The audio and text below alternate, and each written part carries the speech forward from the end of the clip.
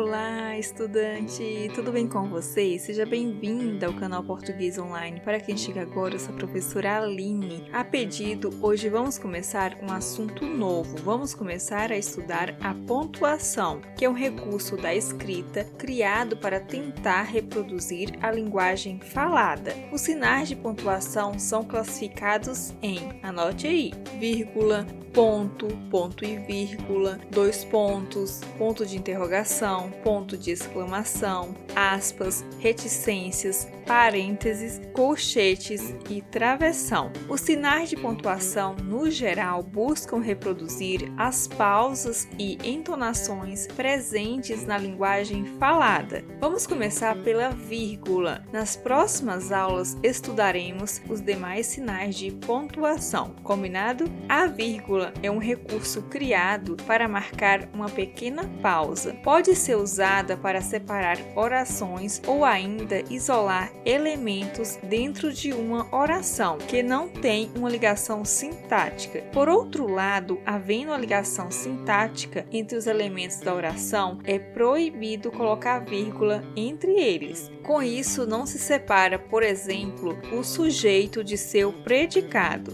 Veja no exemplo: João comprou um carro novo. Quem comprou um carro novo? João. Então, João é o sujeito da oração. Comprou um carro novo é o predicado, ou seja, é tudo aquilo que se diz de João. Então, há uma relação sintática entre sujeito e predicado. Desse modo, não posso colocar uma vírgula entre João e comprou, pois não se separa o sujeito de seu predicado, ok? Também não podemos colocar vírgula entre os verbos e seus objetos, ou seja, não há vírgula entre os verbos e os complementos verbais, uma vez que há uma ligação, ou seja, há uma relação sintática entre eles. Veja o exemplo: Bianca deu um relógio ao namorado. Quem deu um relógio ao namorado? Bianca. Então, Bianca é o sujeito da oração. Já sabemos que não podemos colocar vírgula entre sujeito e predicado. Então, não há vírgula entre Bianca e o verbo dar. Agora vamos ao verbo dar. Quem dá algo a alguém. O verbo é transitivo direto e indireto, ou seja, é um verbo que pede dois complementos. Bianca deu o quê? Um relógio. Então, um relógio é o objeto direto do verbo dar. Está relacionado ao verbo. Bianca deu um relógio a quem? Ao namorado. Ao namorado é o objeto indireto do verbo. Então, veja que o objeto direto e o objeto indireto estão relacionados ao verbo. Desse modo, não podem ser separados por vírgula, beleza? Portanto, sempre que você observar que há relação sintática entre os elementos da oração, não coloque vírgula entre eles. Agora, vamos ver alguns casos em que você deve colocar vírgula. Então, você deve usar vírgula para isolar o vocativo da oração. Como sabemos, o vocativo é um chamamento. Invoca-se algo ou alguém e para marcar o vocativo usa-se a vírgula. Exemplo: Alice, traga-me o celular. Então, o termo Alice é invocado, é chamado, representa o vocativo na oração e por esse motivo aparece isolado por vírgula, ok? Você deve usar vírgula para separar elementos enumerados. Exemplo: precisa-se comprar arroz, feijão, café e pão. Então, temos aqui uma enumeração dos itens que precisam ser comprados e são separados pela vírgula. Você deve usar vírgula para separar o nome de um lugar em datas. Veja, Curitiba, 26 de março de 2021. Então, perceba que aqui a vírgula separa o nome da cidade da data. Você ainda deve usar vírgula para separar orações ligadas por conjunções. Veja o exemplo: Bianca estudou, mas não passou na prova. Perceba que a conjunção adversativa mas liga a oração Bianca estudou à oração não passou na prova. A vírgula vem antes da conjunção mas, separando as duas orações. Então, esses são só alguns casos em que há o uso da vírgula, mas que podem ajudar você a compreender melhor o assunto. Fique atento aos casos que mencionei no início da aula, nos quais não se deve colocar vírgula. E bons estudos! Se você ainda não é inscrito no canal, já se inscreve e ative o sininho para você não perder nenhum vídeo. Deixe seu like se você gostou da aula, deixe seu comentário, dúvidas e não se esqueça de compartilhar este vídeo com seus colegas para ajudá-los também. E até mais! Tchau!